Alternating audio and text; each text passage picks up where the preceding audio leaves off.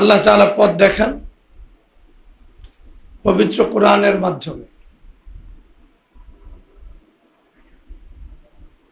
রাসূলুল্লাহ সাল্লাল্লাহু আলাইহি ওয়াসাল্লামের মাধ্যমে, আর রাসূলুল্লাহ সাল্লাল্লাহু আলাইহি ওয়াসাল্লামের সিরাতের মাধ্যমে।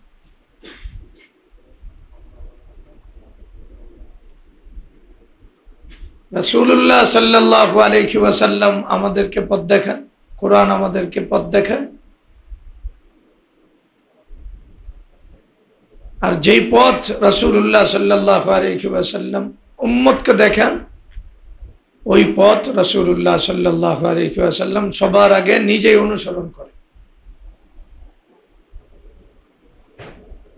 তাহলে আমাদের কাছে আল্লাহ তাআলার বাতলানো যেই পথ, এই পথের প্র্যাকটিক্যাল নমুনা হলো রাসূলুল্লাহ সাল্লাল্লাহু আলাইহি ওয়াসাল্লামের সিরাত, জীবনী।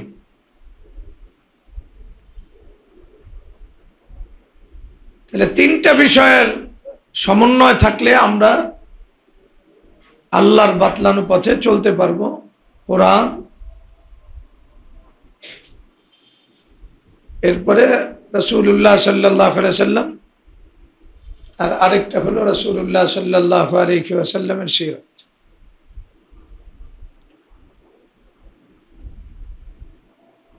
আল্লাহ তাআলা সর্বপ্রথম রাসূলুল্লাহ সাল্লাল্লাহু আলাইহি ওয়াসাল্লামকে নির্দেশ দিয়েছেন। এটা রাসূলুল্লাহ সাল্লাল্লাহু আলাইহি ওয়াসাল্লাম সিরাতটা কেমনে তৈরি হয়েছে, এটা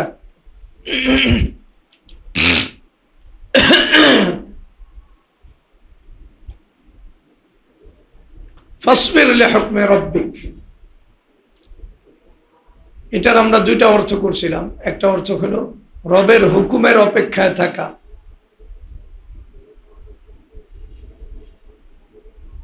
প্রত্যেক বান্দা দুনিয়াতে আসছে আল্লাহ তাআলার হুকুমকে ফলো করার জন্য। যেই ব্যাপারে সে আল্লাহর হুকুম জানে না, ওই ব্যাপারে সে আগাতে পারবে না। আগে হুকুম জানবে, এরপরে আগে। এটাকে বলে রবের হুকুমের কি থাকা, অপেক্ষা। রাসূলুল্লাহ সাল্লাল্লাহু আলাইহি ওয়াসাল্লাম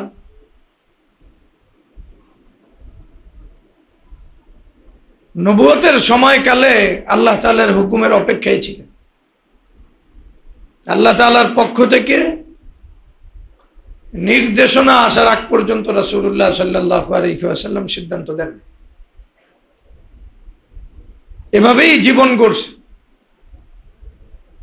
ওই সময় কোরআন নাজিল হইতেছিল, শরীয়ত নাজিল হইতেছিল।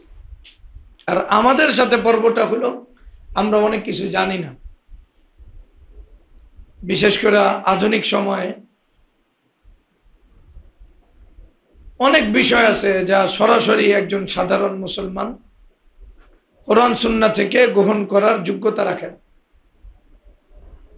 এজন্য তার অপেক্ষায় থাকতে হবে আল্লাহ তাআলার নির্দেশ কোনটা, এর আগে এক কদমও সে আগাবে না। একটা কথাও সে বলবে না, একটা কাজও সে করবে না। তাহলে রাসূলুল্লাহ সাল্লাল্লাহু আলাইহি ওয়াসাল্লামের জীবনের সাথে আমার জীবন মিলতে হলে রবের হুকুমের অপেক্ষায় থাকতে হবে।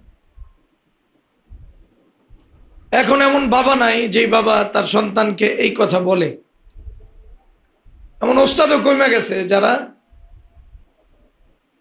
ছাত্রদেরকে এই কথা বলে যে রবের হুকুমের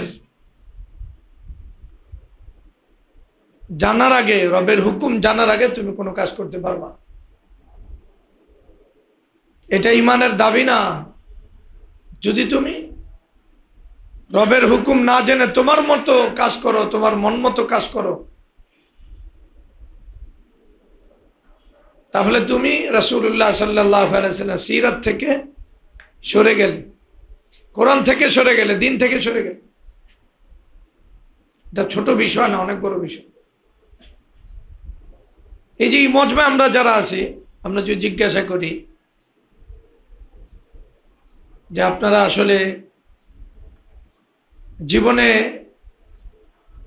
কয় বছর এমন পাওয়া যাব, কত বছর এমন পাওয়া যাব যে এক বছর রবের হুকুম জানার আগে কোনো কাজ করেন নাই, রবের হুকুমের অপেক্ষায় ছিলেন, এমন এক বছর, এক বছর, এক মাস, মুশকিল আছে। তার মানে আমাদের গোড়াতেই গলত আছে। গোড়াতে কি আছে? বাবাও তার সন্তানকে রবের হুকুমের বাইরে চালাইতে পারে না, এটা চূড়ান্ত কথা। এই ব্যাপারে দিনদার ইমানদারদের কারো কোনো সন্দেহের সুযোগ নাই। রবের হুকুমের বাইরে চলার কি না অধিকার না। আগে রবের হুকুম জানবে, এরপরে চলবে। 2 নম্বর বিষয় বলছিলাম যে রবের হুকুমের উপর জমে থাকা। আল্লাহর নির্দেশ জানার পরে, পাওয়ার পরে আমাকে যেন এই অবস্থান থেকে কেউ সরাইতে না পারে।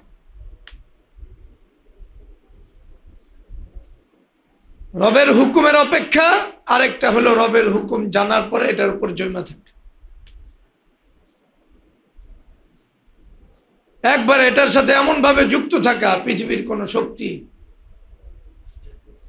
পৃথিবীর কোন দাপট আমাকে যেন রবের হুকুম থেকে সরাইতে না পারে।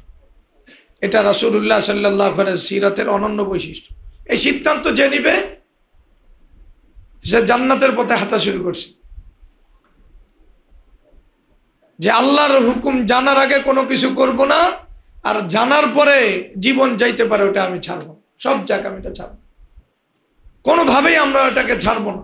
এই সিদ্ধান্ত থাকতে হবে। সিদ্ধান্ত না থাকলে আপনি অনেক বড় কিছু হতে পারেন, অনেক বড় স্কলার হতে পারে, অনেক বড় ডাক্তার, ইঞ্জিনিয়ার হতে পারে, মিশরের আল আজহারের মানে প্রধান হতে পারে, ফতোয়া বিভাগের, সব করতে পারেন, কিন্তু সিদ্ধান্ত যদি এটা না থাকে আপনি অবশ্যই পথ থেকে সরে যান। তাহলে কোরআনকে, সিরাতকে জীবনে ধারণ করতে হলে এই সিদ্ধান্ত থাকতে, আল্লাহর নির্দেশ জানার আগে আমি এক কদমও দিব না, নির্দেশ জানার পরে কেউ আমাকে এখান থেকে সরাইতে পারে।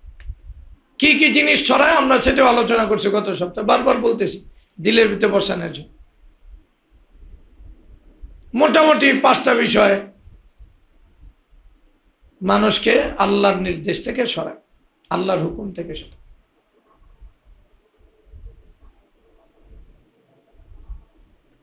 এক নম্বর বিষয় হলো যে যারা অপরাধী এবং অকৃতজ্ঞ কাফের, এদের অনুকরণ অনুসরণ।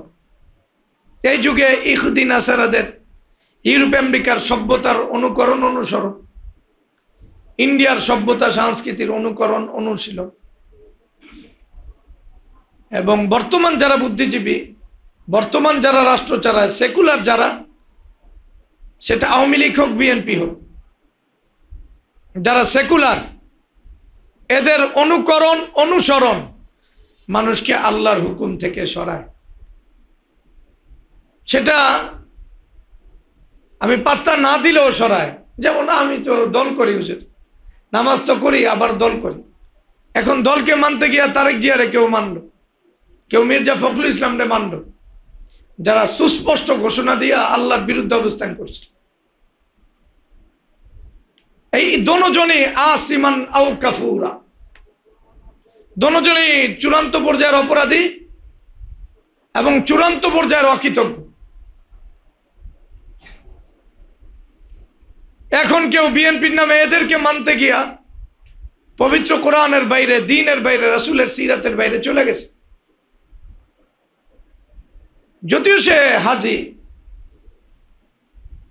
যদিও সে অনেক বড় নামাজি, ওটা আমরা অনেক জায়গায় বলছি, হাজি হিসাবে আবু জাহেল তো খারাপ না। আবু জাহেলের কোয়ালিটি, তারেক জিয়া, মির্জা ফখরুল আলমগীর, এই কোয়ালিটির চেয়ে অনেক উন্নত। কোয়ালিটি কি অনেক উন্নত, এটি মনে রাখতে, মনে না রাখলে এই যুগের আবু জাহেল খুঁজতে হবে। রাসূলুল্লাহ সাল্লাল্লাহু আলাইহি যুগে আবু জাহেল খুঁজে তো লাভ নাই। এই যুগের অপরাধী কারা, এদেরকে খুঁজতে হবে। এই যুগের কাফুর কারা, এদেরকে খুঁজতে হবে, নাহলে সূরা তাহার আমি কেমনে বুঝব? আল্লাহ বলছেন আসিমান আও কাফুরা, কোন যুগকে নির্ধারণ করছেন তা আমার যুগে কে আসিম, কে অপরাধী, কে কাফুর, এটা খুঁজতে হবে না? আমার বন্ধু এই মানে এটার ভিতরে পড়তে পারে, আমার বাবাও পড়তে পারে, আমার বসও পড়তে পারে। যেই পড়ুক, দিন ইমান আর কোরআনকে মানার জন্য শুধু আবু জাহেলরে খুঁজলে হবে না, এই যুগের আবু জাহেলরে খুঁজতে হবে। ওয়ালা তুতি' মিনহুম আসিমান আও কাফুর। মানুষের মধ্য থেকে যারা অপরাধী, আল্লাহ আলাদা করতেছে, অপরাধী যে অথবা যে অকৃতজ্ঞ, এখানে অথবা মানে এবং এর অর্থে। অথবা কিসের অর্থে বলো আমার সাথে? এবং এর কারো মানা যাবে না, কোনো অকৃতজ্ঞ এবং কোনো কাফের, আল্লাহ দুশ্মন কেউরে মানা যাবে। এটা মানলে তুমি দিন থেকে সরে যাবা, দিনের উপর তুমি জমে থাকতে পারবা না। এই কথা তোমার মনে রাখতে। 2 নম্বর হলো যারা প্রকাশ্যে অথবা গোপন গুনাহ জড়িত। এটা 2টা কোয়ালিটি বয়ান করছে, প্রকাশ্যে অথবা গোপন গুনাহ জড়িত। এমন কারোর সাথে তোমার সম্পর্ক থাকলে তুমি দিন ইনবার উপর জমে থাকতে পারবা।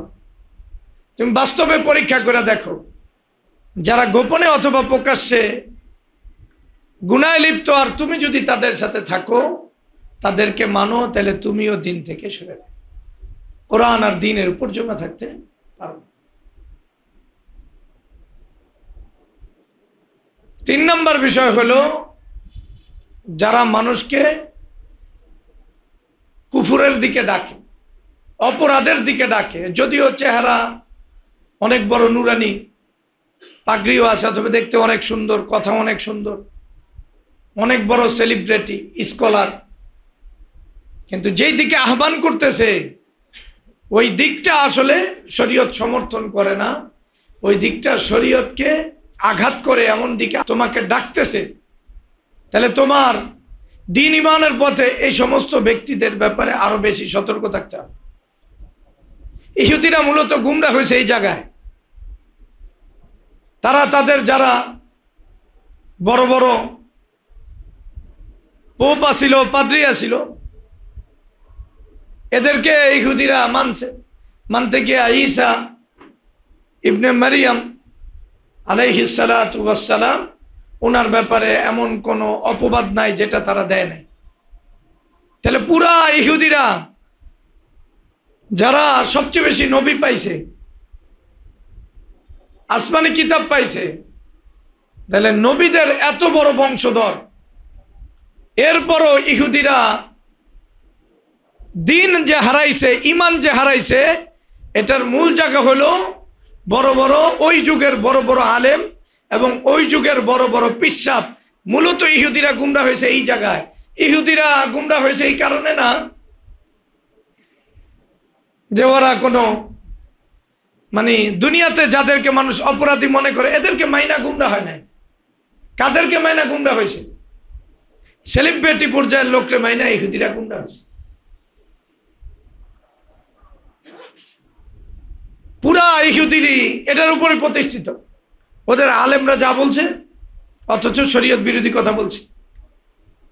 তা মানুষের দিলের ভিতরে মানুষের একটা প্রভাব থাকে কি থাকে? ব্যক্তির প্রভাব থাকে, দলের প্রভাব থাকে। এই প্রভাবটা কোরআন সুন্নাহকে টপকায় যায়। যখনই কোরআন সুন্নাহকে টপকায় যায়, তখনই ওই লোকটা নিজের অজান্তে দ্বীনের নামে বদ্দীনের শিকার হয়। তাহলে যেই লোকটা বাহ্যিক দেখতে অপরাধী না, কিন্তু সে অপরাধের দিকে তোমাকে ডাকতেছে, অন্যায়ের দিকে ডাকতেছে, অন্যায়ের কথা বলতেছে, তুমি তাকে পিশাব এবং আলেম মনে করা, স্কলার মনে করা, তুমি তার পিছনে ছুটার কারণে তুমি দিন থেকে সরে যাইতেছো। এটা কি ছোট বিষয় না অনেক বড় বিষয়? এই যুগে এটা যারা দিনদার এদের জন্য অনেক ভয়ের বিষয়। কারণ অনলাইন কেন্দ্রিক দিন শিখার কারণে, অথবা দিনের আবেগ থাকার কারণে, অথবা কোনো কোনো মারফতে দিন শিখার কারণে পর্যাপ্ত পরিমাণ যতটুকু দিন শিখা দরকার, যেইভাবে শিখা দরকার, এই দুর্বলতাগুলো থাকার কারণে বেসিক নলেজটা তার অর্জিত হয় না। দিনের আবেগ আছে, ওই আবেগটা দিয়া তাকে পথ থেকে সরানো অনেক সম্ভব। আমাদের যারা শিবিরের ছেলেগুলো কুরবানি কম করে, কথা বলে, অনেক কুরবানি করে। বাংলাদেশে ওপেন যারা কাজ করে এদের ভিতরে শিবিরের ছেলেরা যেই কুরবানি করে এই কুরবানি অন্য কেউ করে আমার জানা নাই। দিনের জন্যই করে, দিনের নামেই করে, দিনের শিরোনামেই করে। কিসের শিরোনামে? দিনের শিরোনামে। কিন্তু এই ছেলেগুলো শিবির বা জামাতকেই নাজাতের মানদণ্ড মনে করে।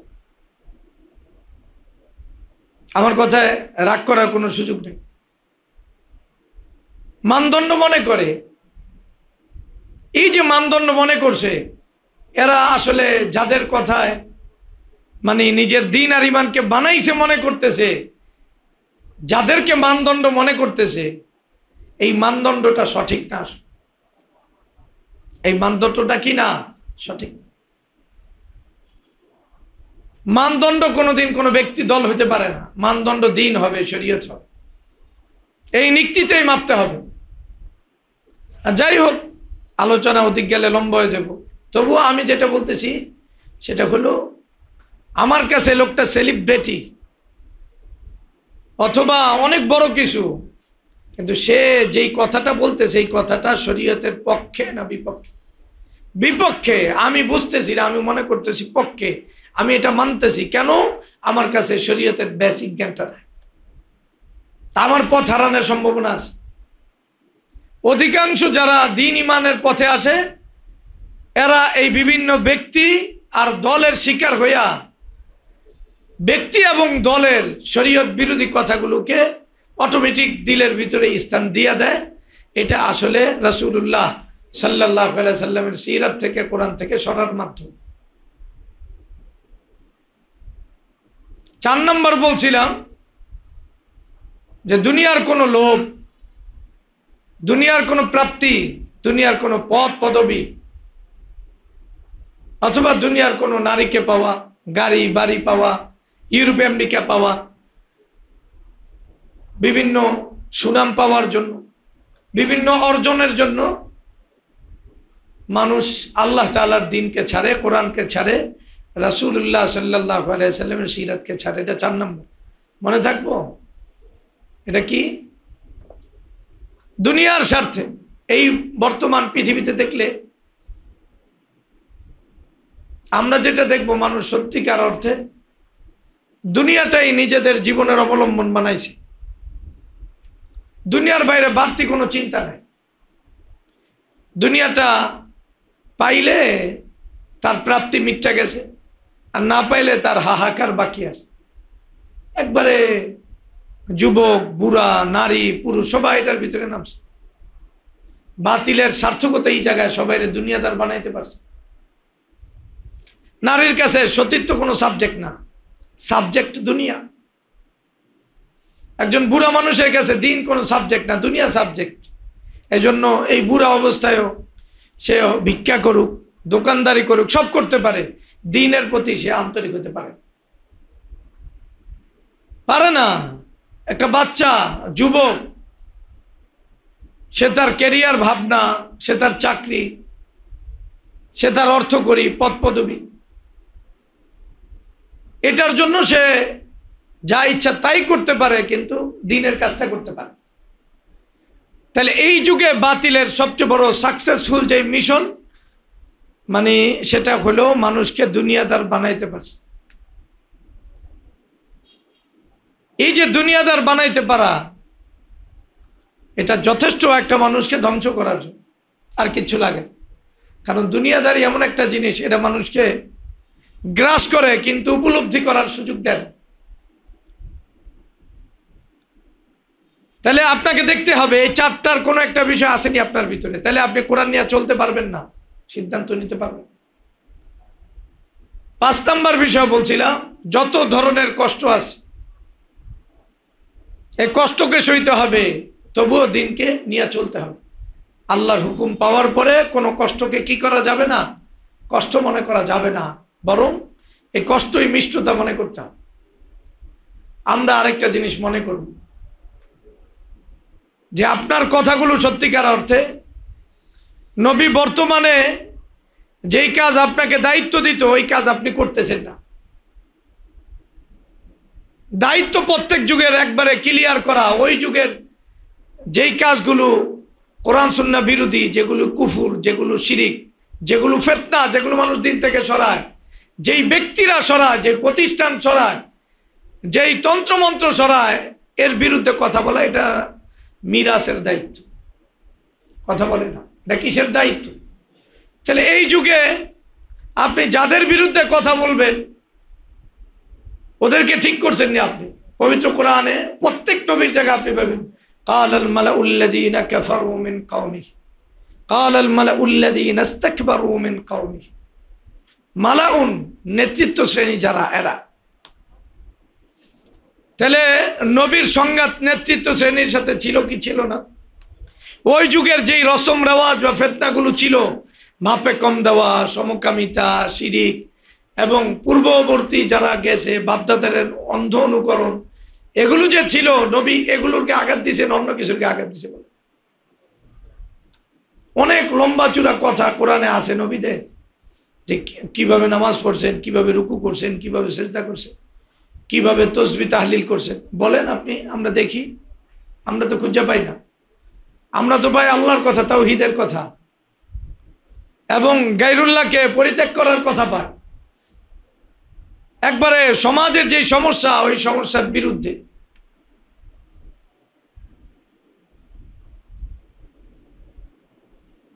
এই যে কাজটা, এই কাজটা করুক কেউ, দেখি ওর 2 লাখ টাকা পায়নি, দেখি ওর ইমামতে এই যুগে ঠিক থাকেনি। আমার কথা রাগ করেন না, করুক, এমন লেখা লেখুক যেই লেখা আসলে মানে আইম্মাতাল কুফরের গায়ে আঘাত দেয়। কার গায়ে? আইম্মাতুল কুফরির গায়ে, যারা কুফুরকে চালায় এদের গায়ে আঘাত দেয়। এমন লেখা কেউ লেখুক, এমন বয়ান কেউ করুক। আল্লাহ বাঁচায় দেয়, মানুষ বাঁচে, নালে বিপদ তার দিকে তাক করে কি করেন। তাহলে কোরআন নিয়ে যদি আপনি থাকতে চান, জমা থাকতে চান, তাহলে অবশ্যই যে কোনো কষ্টকে আপনার সয়ে নিতে হবে। এটাই আল্লাহর নিজাম। যদি নবীকে কষ্ট দেন আল্লাহ তাআলা, ওটার ভিতরেই যদি নবী সফলতা খোঁজে, আপনি নবীর চেয়ে পবিত্র জীবন বহন করেন না, সুতরাং আপনি এই সিদ্ধান্ত নেওয়ার কোনো সুযোগ নেই। আল্লাহ আমাদেরকে দ্বীনের সহি বুঝদান করুন। তাহলে আমরা কি করলাম? সিদ্ধান্ত নিলাম আল্লাহর হুকুমের বাইরে যাব না, এবং আল্লাহর হুকুম জানার পরে আমরা 5 ধরনের কথা বললাম। এই সমস্যাগুলো উপেক্ষা করে আল্লাহর হুকুমকে নিয়ে আমি থাকব। তার মানে আল্লাহর সাথে আমার সম্পর্ক কায়েম হয়ে গেছে। কারণ যেই বান্দাই সিদ্ধান্ত নেয় আল্লাহর হুকুম ছাড়া সে চলবে না, আল্লাহর হুকুমের উপরে অটল থাকবে, তার সাথে কার সম্পর্ক হয়? এই কথা বইলা বান্দা আল্লাহর যারা দুশ্মন সবাইরে পরিত্যাগ করছে, তা আল্লাহর সাথে তার সম্পর্ক হবে কি হবে না? আর যখন বান্দার আল্লাহর সাথে সম্পর্ক হয়, তখন আল্লাহ তাআলা তাকে বিশেষভাবে তাকে আমল দেন। এই বিশেষ আমলের দ্বারা বান্দা আল্লাহর কাছে আরো নিকটবর্তী হয়।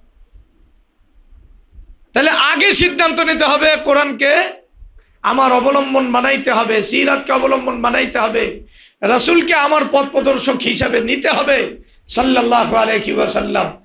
এই সিদ্ধান্ত নেওয়ার পরে ওই পথে একবারে জীবন চালানোর ক্ষেত্রে সব কিছুকে উপেক্ষা করে চলতে হবে। এরপরে সিদ্ধান্ত হলো ওয়াযকুর ইসমা রাব্বিকা বুকরাতা ওয়া আসিলা। তুমি সিদ্ধান্ত নিছো না আমাকে নিয়ে চলার, আচ্ছা চলো। একবারে বিশেষ বিধান দিতেছে, নামাজের বিধান। যে কোনো তাফসিরে করলে আপনি দেখবেন এই আয়াতের তাফসিরে আছে, আপনি আপনার রবের নাম সকাল সন্ধ্যা স্মরণ করুন। এর ভিতরে যে কোনো তাফসিরে দেখবেন ফজর, জোহর, আসর, এই 3 ওয়াক্ত নামাজ কেন হয়েছে। যে নামাজের উপযুক্ত হয় কখন মানুষ, আমাদের মসজিদে কয়জন মুসল্লি নামাজের উপযুক্ত, আপনাকে সূরা দাহার থেকে বুঝতে হবে। কয়জনের সিদ্ধান্ত নিয়েছে আল্লাহর হুকুম মানবে, আল্লাহর হুকুমের উপরে জমে থাকবে, যা আছে সব ছাড়বে। যে যত কিছুই বলুক না কেন, আল্লাহর হুকুমের বাইরে যেই বলুক, পিসাবে বলুক, সেলিব্রিটি কেউ বলুক, নেতা বলুক, সমাজ বলুক, রাষ্ট্র বলুক, এই সব কিছু উপেক্ষা করবে। আল্লাহ কত উপযুক্ত, এবার আমার কথা মনে করতে উপযুক্ত হইয়া সালাত কয়জনে পড়ে বলেন তো আমাকে। যান, মসজিদে যান, বাংলাদেশে প্রত্যেক মসজিদে যান, প্রয়োজনে মসজিদে নববীতে যান। বাইতুল্লাহ শরীফের কথা বললাম না, সব কথা তো বলা উচিত। মসজিদে নববীতে যায় জিজ্ঞাসা করেন কয়জনে সিদ্ধান্ত নিয়ে নামাজ পড়ে। আল্লাহ যে নামাজ পড়ার সিদ্ধান্ত দিয়েছেন, এই সিদ্ধান্ত দেওয়ার আগে যেই সিদ্ধান্ত গ্রহণ করতে হয় ওটা নিছেন। নামাজই অনেক পাওয়া যায়, কিন্তু আসল যেই নামাজ আল্লাহর সাথে বান্দাকে কাছাকাছি নিয়ে যায়, একবারে আল্লাহর সবচেয়ে মোকাররব বানায়, ওই নামাজই আপনি খুঁজে পাইবেন না, আপনিও না, আমিও না। এজন্য সিদ্ধান্ত আজকে থেকে নিতে হবে যে আমি ওই নামাজ বানাইতে চাই যেই নামাজের নির্দেশ আল্লাহ তার হাবিব সাল্লাল্লাহু আলাইহি সাল্লামকে দিয়েছেন। তাহলে ওয়াজকুর এটার নির্দেশ কারে দিয়েছেন? আল্লাহ রাসূল সাল্লাল্লাহু আলাইহি সাল্লামের। কথা বলেন কাকে? আচ্ছা, আল্লাহ রাসূল সাল্লাল্লাহু আলাইহি সাল্লাম, আমি যে কোয়ালিটি বললাম, আল্লাহ রাসূল সাল্লাল্লাহু আলাইহি সাল্লামের ভিতরে কোয়ালিটি ছিল কি ছিল না? ছিল না ওই 5টা কোয়ালিটি? তা যদি 5টা কোয়ালিটি আল্লাহ রাসূল সাল্লাল্লাহু ভিতরে থাকে, এরপর আল্লাহ বলতেছেন ওয়াজকুর ইসমা, নামাজ পড়েন। কি পড়েন? নামাজ পড়েন। কোয়ালিটি হয়ে গেছে, নামাজ পড়েন। কখন নামাজ পড়েন? সকালে, দুপুরে, বিকালে, এই 3টা সময় এই আয়াতে আছে। 3টা সময় কি এটা আলোচনা করলে আমার সূরা দাহার শেষ হবে না, এটা থাকুক। সকাল, দুপুর, বিকাল। এরপরে আল্লাহ তাআলা বলতেছেন ওয়ামিনাল লাইলি ফাসজুদ লাহু, আর রাতেও আপনার রবের সেজদা করেন। কার সেজদা? তার সেজদা মানে কি? রবের। রবের সেজদা দেন রাতে। এই আয়াতের তাফসীর আছে যে মাগরিব এবং এশা পড়ে। কি পড়ে? মাগরিব এবং এশা। ওয়াসাব্বিহু লাইলান তাওয়িলা, আবার তাসবিহের কথা আনছে। রাতে লম্বা চূড়া সময় তাহাজ্জুদের রত থাকেন। কিসের রত থাকেন? অল্প সময় না লম্বা সময়? লাইলান তাওয়িলা মানে কি? লম্বা। তাহলে আল্লাহ তাআলা রাসূলুল্লাহ সাল্লাল্লাহু আলাইহি ওয়াসাল্লামকে ফরজ নামাজ এবং তাহাজ্জুদের নামাজ বিশেষ করে আল্লাহ নিজের নির্দেশ দিয়েছেন।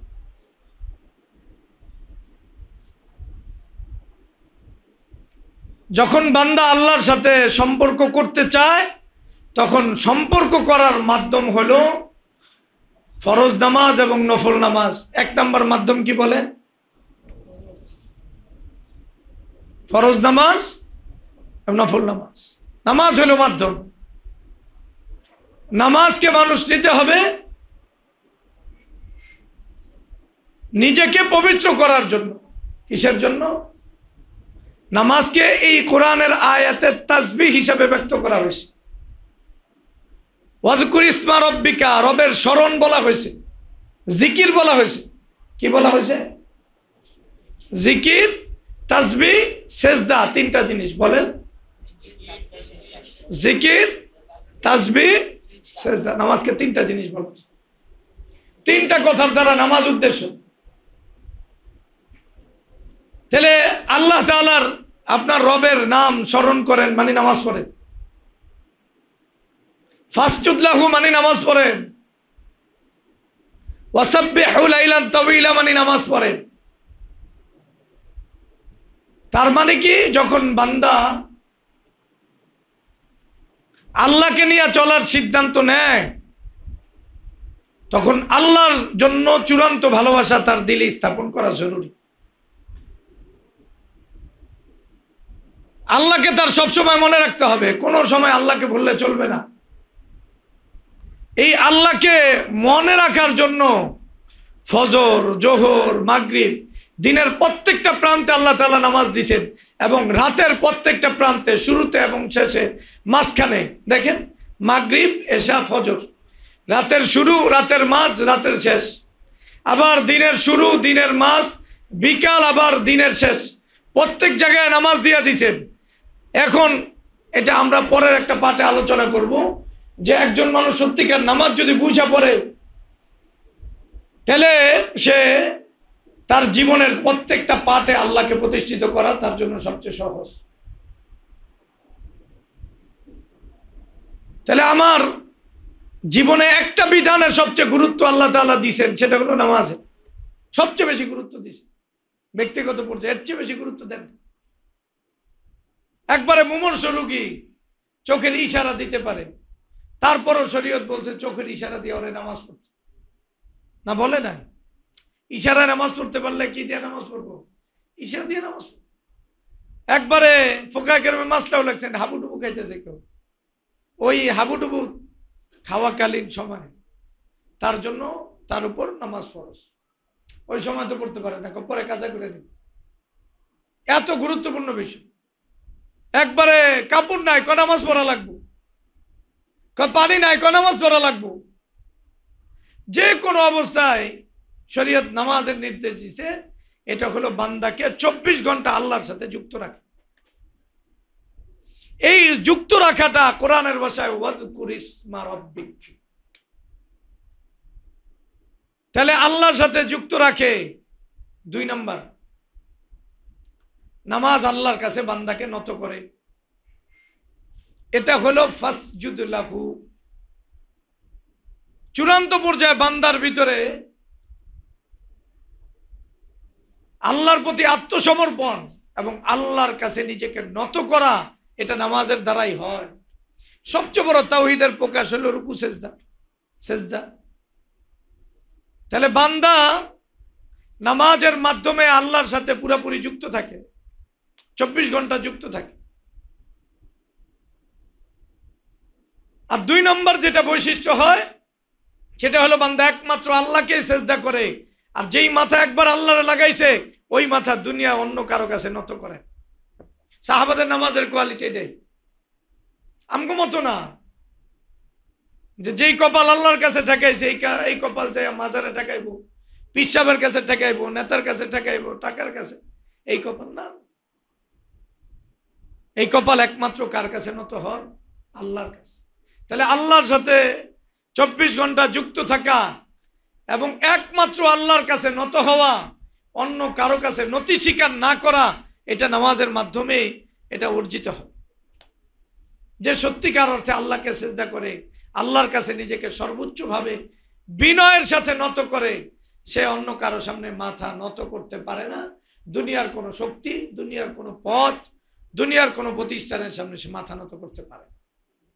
তার মাথার কদর আছে। এই মাথা এমন এক মহান সত্তাকে দিছে, যেই মহান সত্তা আসলে তাওহীদকে পছন্দ করে, শিরিককে পছন্দ করে না। এই মাথা যদি আরেকজনের কাছে দেয়, সে সেজদার অর্থই বোঝে না।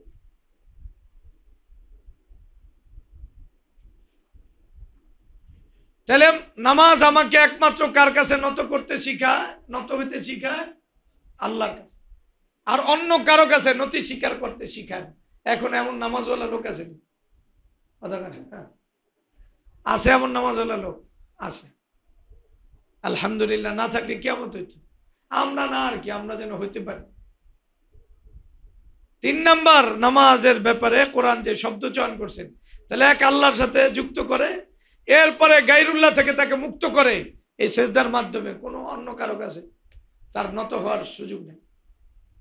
একবারে নামাজ যার ঠিক আছে, তার সব ঠিক আছে, এই ব্যাপারে সাহাবাদের ইজমা আছে। আর নামাজ যার সমস্যা, তার অন্যান্য সবকিছু আরো বেশি সমস্যা আছে না হাদিসে? কথা বলি, ওমর রাদিয়াল্লাহু তাআলা বিখ্যাত বক্তব্য আছে, ফাহুয়া লিমা সিওয়াহা আযিয়া। কারণ কি? নামাজ সমস্যা। আপনি কি বলছেন? নামাজের হাকিকত বোঝেন নাই। নামাজ পড়ছেন, হাকিকত বোঝেন না, এজন্য সমস্যা বোঝেন। তাহলে নামাজ আল্লাহর সাথে যুক্ত করে আমাকে, আর একমাত্র আল্লাহর সামনেই নত করে, অন্য কারো কাছে আমাকে নত হইতে নিষেধ করে। এটা হলো নামাজ। 3 নম্বর, ওয়াসাব্বিহু, তাসবিহ। 3 নম্বর, এটার কি শক্তি? নামাজ রে আল্লাহ কি বলছেন? তাসবিহ। আমরা তাসবিহ নিয়ে অনেক আলোচনা করছি, আমরা এখানে সংক্ষিপ্ত আকারে বলি। আল্লাহ তাআলার পবিত্রতা আমাকে বজায় রাখতে বলছেন। কার পবিত্রতা? কথা বলে। আল্লাহ তাআলার পবিত্রতা বজায় রাখার কথা আল্লাহ নির্দেশ।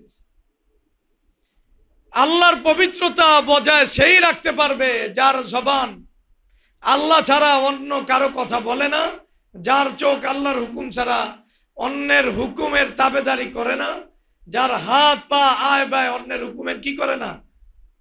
অর্থাৎ আমি আমার কথা ও কাজের দ্বারা আল্লাহকে পবিত্র রাখতে হবে। কারে? আল্লাহকে। তাহলে আল্লাহকে পবিত্র রাখতে হবে আমার কিসের দ্বারা? কথা ও কাজের দ্বারা। আমি যদি নাপাক কথা বলি, নাপাক কিছু দেখি, নাপাক কিছু শুনি, নাপাক বন্ধুর কাছে যাই, নাপাকের সাথে যুক্ত হই, তাহলে এটা তাসবিহ হয় না। তাসবিহ ওই সময় হয় ওয়াসাব্বিহু লাইলান তাওয়িলা, আল্লাহর পবিত্রতা ওই সময় হয় যখন আমার জবান, আমার দিল, আমার অঙ্গ প্রত্যঙ্গ, আমার মাল, আমার জীবন, আমার যৌবন একবারে আল্লাহ তাআলা যেই কাজে নারাজ হয়, যেই কথায় নারাজ হয়, এটা থেকে পবিত্র করি আমি, তখন এটা তাসবিহ। তাহলে আল্লাহকে কি রাখা? পবিত্র রাখা। কিসের মাধ্যমে? আরে দূর, ওরা কথা বলে কিসের মাধ্যমে? তাহলে যে নামাজ পড়বে তার জবান আল্লাহর কথা বলতেছে, এই জবান দিয়ে নাপাক কথা বললে, প্রেমের কথা, খেলার কথা, নাটকের কথা, তাহলে সে আল্লাহকে পবিত্র রাখছে? তার আমলের দ্বারা রাখে না। আল্লাহ পুত পবিত্র, কিন্তু তুমি যে তাসবিহ পড়তেছো, আল্লাহকে পবিত্র রাখবা ঘোষণা দিছো, কই তোমার জবানে গীবত চলে, হারাম কথা চলে, গান বলো তুমি, গান শোনো তুমি, গান দেখো তুমি, হারাম আয় করো তুমি, বেহুদা সময় নষ্ট করো, ফালতু গল্প করো, তুমি মোবাইলে সময় নষ্ট করো, তুমি বিভিন্ন জায়গায় সময় নষ্ট করো, তাহলে ওয়াসাব্বিহু হয় না। আর মানুষ এই রাত্রে এই ঝামেলা করে, রাতে অবসর পায় তো রাতে যায় কেউ মোবাইল দেখে, কেউ টিভি দেখে, কেউ এটা দেখে, সে নামাজ আসলে বোঝে নাই। ওয়াসাব্বিহু নামাজের যে তৃতীয় বৈশিষ্ট্য, ওই বৈশিষ্ট্য হলো এই মোবাইল থেকে তুমি নিজেকে পবিত্র করবে, নাটক থেকে, খবর থেকে, দুনিয়া থেকে তুমি নিজেকে পবিত্র করবে। এই যে পবিত্র করা, এই পবিত্র করার মাধ্যমে তুমি যখন সুবহানাল্লাহ বলো, আলহামদুলিল্লাহ বলো, এটা সত্যিকারের পবিত্রতা। তাহলে নামাজ তোমাকে পবিত্র করে। নামাজ তোমাকে কি করে?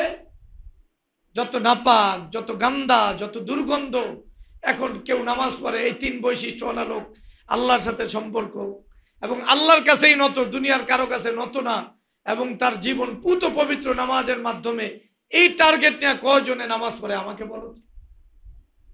আল্লাহ নামাজের কথা ডাইরেক্ট না বইলা তিনটা কথা বলছেন, ওয়াজকুর ইসমা রাব্বিকা বুকরাতা ওয়া আসিলা, তোমার রবের নাম তুমি স্মরণ করো।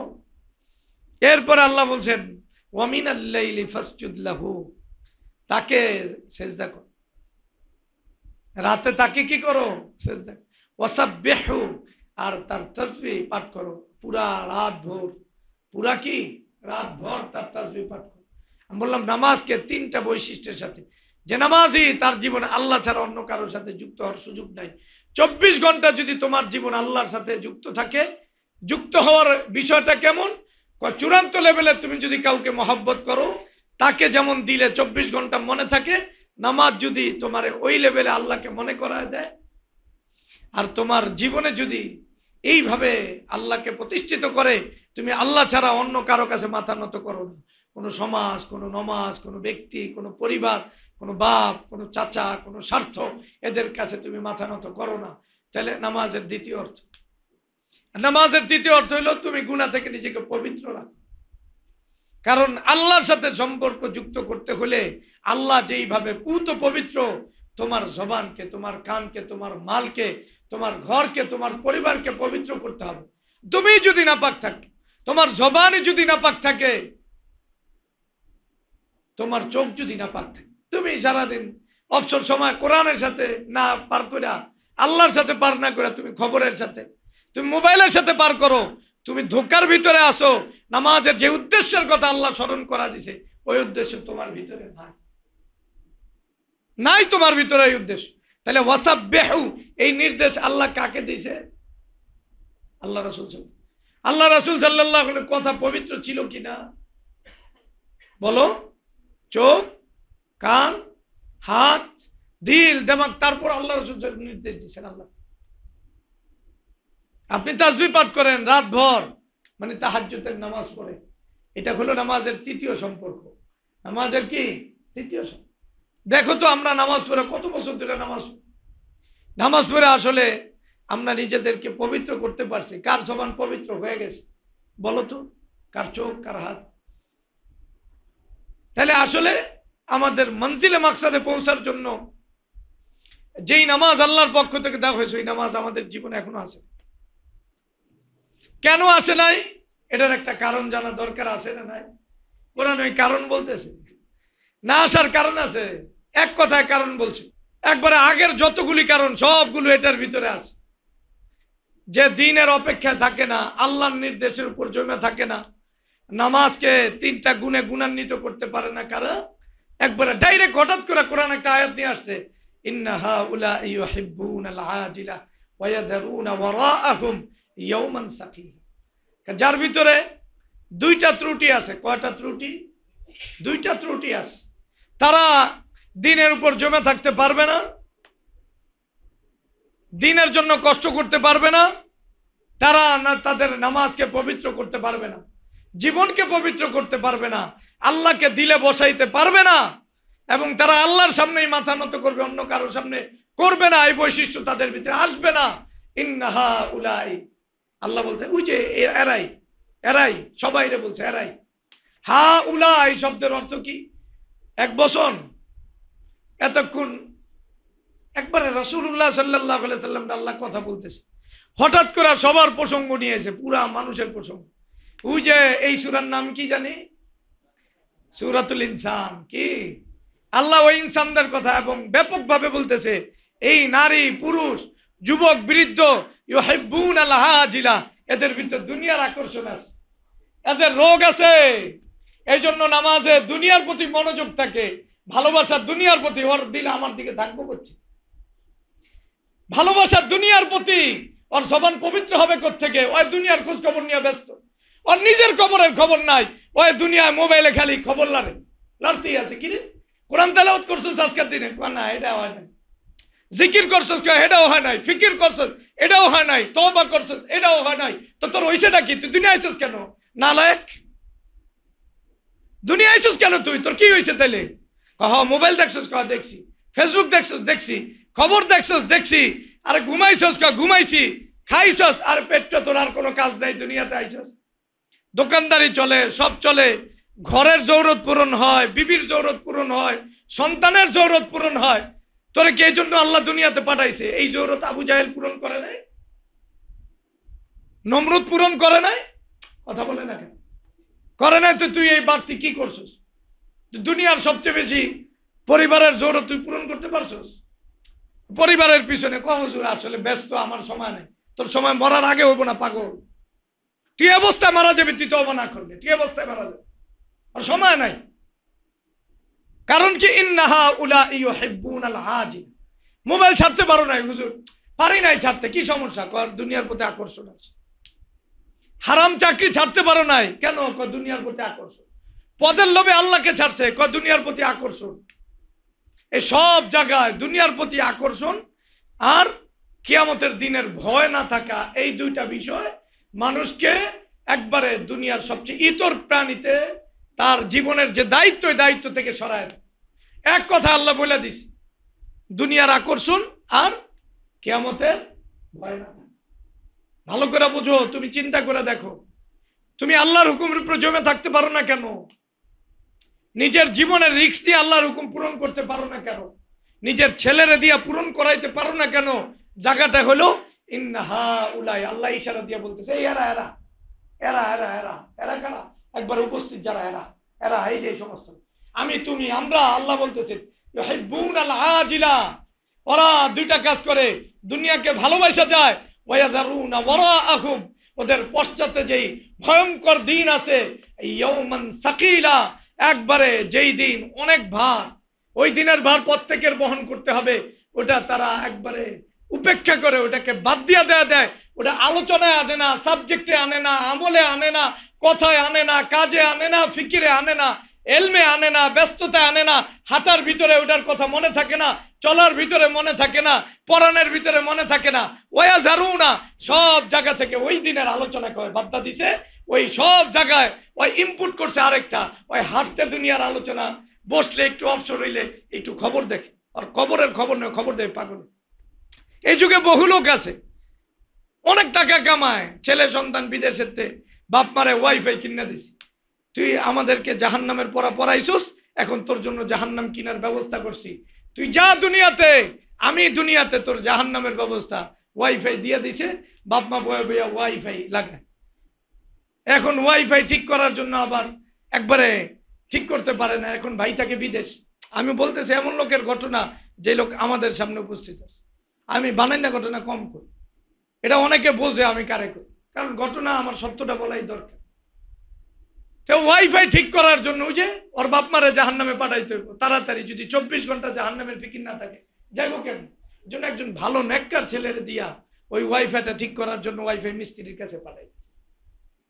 আর তোমরা বলো যারা এই সন্তানাদি, এই যে বাপ মার জন্য ওয়াইফাইয়ের ব্যবস্থা করছে, বাপ মা টিভিতে খবর দেখে, এই খবর হলো দিন আর ইমান থেকে সরানোর সবচেয়ে বড় মাধ্যম। বলো, খবর আখিরাতের খবরকে ভুলায় দেয়। এটা আমরা লম্বা আলোচনা করছি, এখানে আলোচনার দরকার। খবর আরেক খবরকে ভুলায় দেয়। বলো, এটা নিয়ম, খবরের পরিবর্তে আরেক খবরকে দিয়ে দিচ্ছে, এটার ইবাদত বানায় নিছে, এটা খবরটা একটু দেখতে হবে। নামাজ পড়ে এরপর আস্তে করে মোবাইলটা লইয়া, টিভিটা লইয়া, বাস রিমোটটা লইয়া ছাড়বো, একটু খবর দেখ। আসে না, এটা বাংলাদেশের লোকদের নেশা। এরা 100% কবরে আযাবের মুখোমুখি হয়। ওরা নামাজ নষ্ট করে, রোজা নষ্ট করে, বোঝেই না।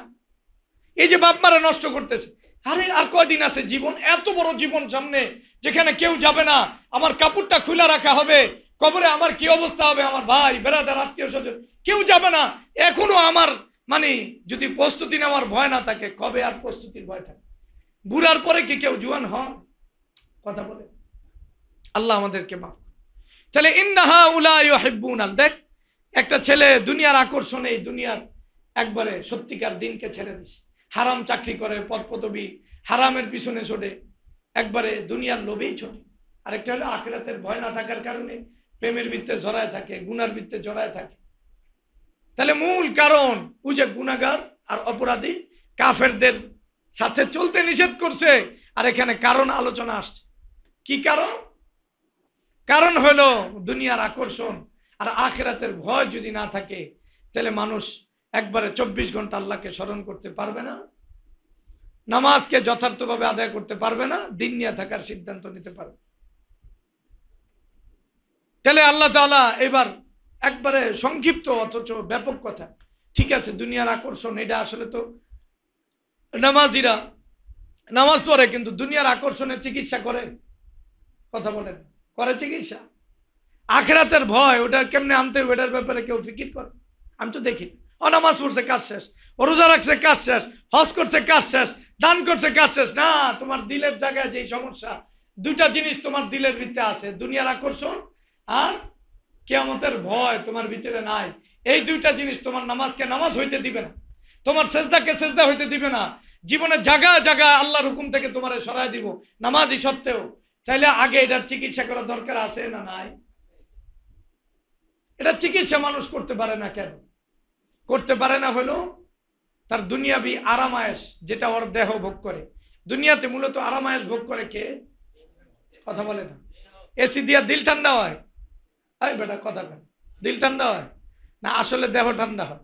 দেহের মাধ্যমে কারো দিলে শান্তি থাকলে ঠান্ডা হয়, আর যদি অশান্তি থাকে এসি দ্বারা দিল আরো বেশি জ্বলে। বেটা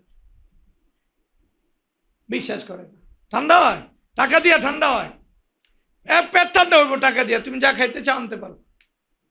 তোমার জৈবিক চাহিদা টাকা দিয়া পূরণ হবে, পৃথিবীর সেরা রমণীরে তুমি কিনা নিয়ে যেতে পারবে, কিন্তু দিল ঠান্ডা হইব না। কিন্তু আর কথা বলছি, তাহলে দুনিয়াতে আসলে মানুষের উপভোগটা আসলে দেহ, এই দেহ করে। আল্লাহ কি বলতেছেন? এই যে এই দেহর দিকে তাকাইয়া, দুনিয়ার ভোগের দিকে তাকাইয়া তুই আমারে ছেড়ে দিছস। নাহনু খালাকনাহুম ওয়া শাদাদনা আসরাহুম, আমি তো এদেরকে বানাইছি। হয়তো কিচ্ছু ছিল না, নাপাক ছিল না, ওই যে আগে ঘটনা বয়ান করছে, নাপাক গান্দা থেকে ওর গায়ে শক্তি ছিল না, ওই হাত পাও দিয়ে উঠতে পারতো না, বিছানায় শুয়ে থাকতো। ওয়াসাদাদনা আসরাহুম, তার গ্রন্থিগুলোকে আমি শক্তি যোগাইছি, হাতের শক্তি, পায়ের শক্তি, হাঁটতে পারে, দৌড়াইতে পারে। দেখো, মানুষ উপভোগ তখনই করতে পারে যখন মানুষের গ্রন্থি শক্তিশালী থাকে, হাত পা শক্তিশালী থাকে এবং যৌবন থাকে, উদ্যমতা থাকে, দৌড়াইতে পারে, কোনো পেরেশানি থাকে না। ওই সময় মানুষ কি করতে পারে? উপভোগ করতে পারে। নাহনু খালাকনাহুম ওয়াসাদাদনা আসরাহুম, এটার শক্তি আমি দিছি, তোর বাপে দেয় না, আমি দিছি। ওয়া ইযা শি'না বাদদালনা আমসালাহুম তাবদীল, আমি যদি চাই, এটার দুইটা অর্থ। আমি আসলে তোরে আমার দিনের কাছ থেকে সরাই দিব, তুই ভোগের ভিতরে পড়ে রইছস, তোর পরিবর্তে তোরে ধ্বংস কইরা যারা দিনের কাজ করবে ওদেরকে আনুন। তোর দেহ, তোর হাত পাও আমার কাজে লাগবো না, এটা ধ্বংস। অথবা বাস্তবিক ধ্বংস কইরা তোর পরিবর্তে আরেক জাতিকে আমি আনুম যারা আমার কাজ করবো। দুনিয়াতেই তোরে আমি বাদ্দা দিছি, দুনিয়ার জাতি মনে রাখবো, সবার কাছে জিজ্ঞাসা করলে বলা যাইব এই লোকটা এই সুদ খাইছে, ঘুষ খাইছে, বুঝো নাই, বিবিরে পর্দা করায় নাই, সবাই সাক্ষী থাকবো তোর আকামের, তোরে দিয়ে আমার কাজ করাই নাই, এটা চূড়ান্ত হয়ে যাবে। আরেকটা হলো, যেই দেহের কারণে আমার তুই ভুল্লা গেছস, তুই মনে করিস না এই দেহ নিয়ে তুই পার পায়া যাবি। এই দেহরে আরো শক্তিশালী করা, নতুন করা, এই দেহরে আমি সাজামু জাহান্নামের উপযুক্ত বানানোর জন্য। তোর হাত অনেক বড় করুম, পা আরো বড় করুম, কারণ এই হাতের আগুনের সাজা তোর লাগবো না গায়ে। তোর একবারে বসার জায়গা, জাহান্নামীদের বসার জায়গা মক্কা এবং মদিনার মধ্যবর্তী প্রায় 500 কিলোমিটার তোর বসার জায়গা বানামু, তোরে জাহান্নামে অনেক বড় করে আমি পুরুম, তুই মনে রাখিস। তোর দাঁত একটা ওহুদের পাহাড় পরিমাণ আমি বানাম। তোর চামড়ার পুরুত্ব 42 পরিমাণ হবে, 42 জেরা, 42 মিটার হইতে পারে। এত যত চামড়া মোটা তত তোর সাজা বেশি। তুই আমারে ভুলে গেছস, তুই আমার বিধান ছেড়ে দিছস, সমাজের কারণে, ব্যক্তির কারণে, বউয়ের কারণে, সন্তানের কারণে, দুনিয়ার খবর নিতে গিয়া আমার বিধান ছেড়ে দিছস। এই তোর এই দেহর স্বাদ তুই উপভোগ করছস, ওই দেহর আসল স্বাদ আমি দিয়ে দিব। কথা, চূড়ান্ত কথা আল্লাহ বলে দিছে, কি দিছে? আল্লাহ বলতে ইন্নাহা দেখি তাজকিরা।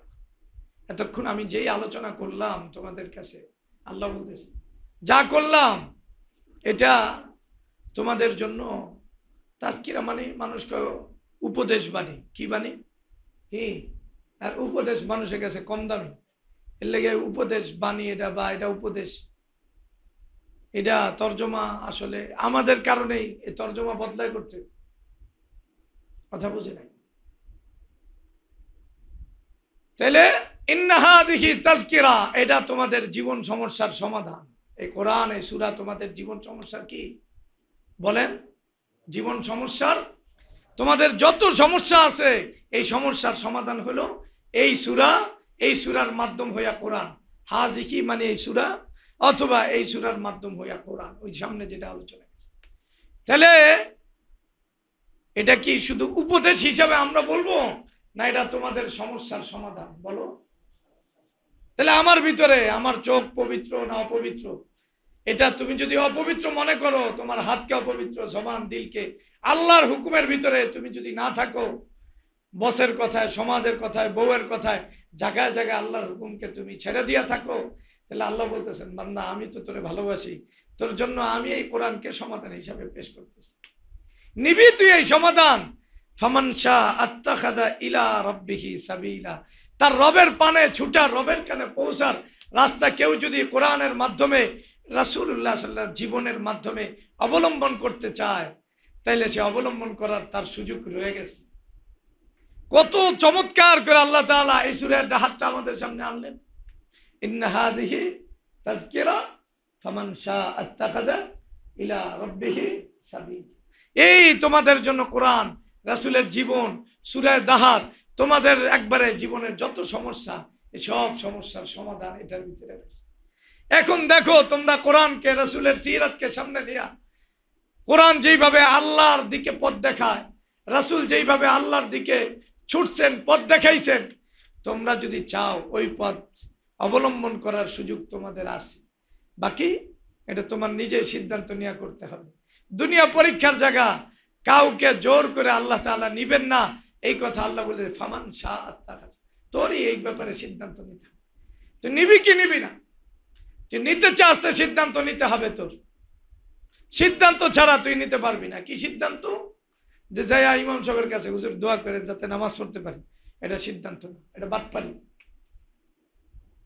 এটা কি বাটপারি, এটা সিদ্ধান্ত না।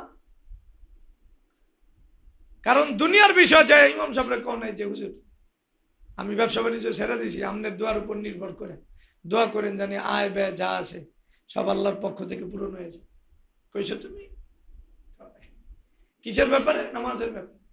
আচ্ছা ভাই আপনি দাড়ি রাখেন, হুজুর ইনশাল্লাহ দোয়া করেন, চেষ্টা করেন। কত বড় পাগল, আর দোয়া করলে বলে হয়ে যাবে। কত ভাই নিজে দাড়ি সাজতেছে আর আমার দোয়া করছে, আমারও পাগল বানাই দিচ্ছে। আর আমিও কই যাক আল্লাহ তোমার হেদায়েত। পাগল হয়ে গেছি, পর্দা করে না হুজুর, চেষ্টা করবি ইনশাল্লাহ, চেষ্টা করবি। তোরে আল্লাহ তাআলা হায়াত দিছে, গ্যারান্টিটা দে একটু। তোর লগে যে চুক্তি কার্ড হয়েছে আল্লাহর লগে একটু দেখি, কার্ডটা একটু দে। পাগল, প্রতারক, প্রতারণাকারী, প্রবঞ্চনার শিকার। কইতাছে হুজুর দোয়া করে। হুজুর আস্তে ধীরে, একসাথে কি সব সারা যায়? তুই একসাথে মরতারস, তুই জানোস? হুজুর এই বদদোয়া করে, আমার বদদোয়া করা লাগবো? তোরে তো সবাই, তুই যেই জমিন দিয়া যাস ওই জমিন তোর বিরুদ্ধে বদদোয়া করে, তোর জন্য পশু পাখি সব বদদোয়া করে, তোর জন্য দুনিয়ার প্রত্যেকটা খাবার বদদোয়া করে। তুই খাস আর ওই পেরেশান হয়, আমি এক আল্লাহর দুশ্মনের খাবারে পরিণত হইতেছি, ওই তোরে অভিশাপ দেয়। তুই জানাস প্রত্যেকটা খাবারের ব্যাপারে তোর হিসাব আল্লাহ নিজেই বলছেন, আলা আলা আনাতুল্লাহ আলা জালিম। তুই যে জালেম, তোর উপর বদদোয়া কার? আল্লাহ, আল্লাহর সৃষ্টির, নবীর, সবার লানত। এজন্য যারা আমরা এদেরকে ভালোবাসি, আসলে ভালোবাসি না, বিশ্বাস করি, আসলে একটা আসি দেই। কারণ আমরা আশাবাদী হয় ভালো হয়ে যাক, এই জন্য আসি দেই। কিন্তু ওরে আমি ভালোবাসি না। ওরে ভালোবাসলে আপনার ওর মতো আস্তে আস্তে জীবন হয়ে যাবে। এই জন্য ভালোবাসা না, কিন্তু আশা। ভালোবাসাতে আমরা কতটুকু জিনিস নিব? আশা, একটা স্বপ্ন নিয়ে ওর সাথে আমরা ভালো ব্যবহার করি। কথা বোঝেন? এটা দুনিয়ার কেউ করতো না, দুনিয়ার কেউ ওর সাথে ভালো ব্যবহার করতো। বিশ্বাস করো, একজনে যদি তোমার টাকা মেরা খায় আর যদি দিয়া দেওয়ার কথা তুমি বলো, আর যদি বলো দোয়া করেন দিয়ে দিব, তুমি মান্না নিবানি? আমার একটু সত্য করে কয়দিন মান্না নিবা? আবারে বলো তোমার সম্পত্তি ভক্ষণ করে আর কয় ঠিক আছে হুজুর কিছু মনে করেন না, দোয়া করে দিয়ে। তুমি দোয়া করবো না, বদদোয়া করো? বলো, তোমার জুতা দিয়া পিঠে আর কয় হুজুর মাফ করে দিয়েন, কিছু মনে করেন। তুমি কি ওর এই আগে জুতার বাড়িতে যদ্দুর কষ্ট, আর পরের কথায় কষ্ট কি কমবো না আরো বাড়বো? এই যে আমাদের দেশে একটা প্রবাদ আছে না, কেউ শরম পাইলে আরেকজন কার ইসিরে হয় শরম পেয়েছে। এতক্ষণ পর্যন্ত বেটা যদ্দুর শরম পাইছিল, এই কথার দ্বারা শরম পরিমাণ বাড়ছে না কমছে? বাড়ছে। এই যে অবস্থা, কত বড় জালেম, ওর ভিতরে খবরই নাই। নামাজও পড়ে না, আবার কিছু দোয়া করে নামাজ পড়ে। নামাজ কি দোয়ার জিনিস না পড়ার জিনিস? বিয়ার ব্যাপারে ওর যখন আগ্রহ থাকে তখন বাবা আমরা দোয়া করতেছি তোর বিয়া করা লাগবে না, এটা অটো হয়েছে হইব না হুজুর? সবকিছু কি আর দোয়া দিয়ে? আউল ফাউল লোককে। যাই হোক, ফামান শাআ আত্তাখাযা, আল্লাহ কইছেন সিদ্ধান্ত নিতে হবে গ্রহণ করার, আঁকড়ে ধরার।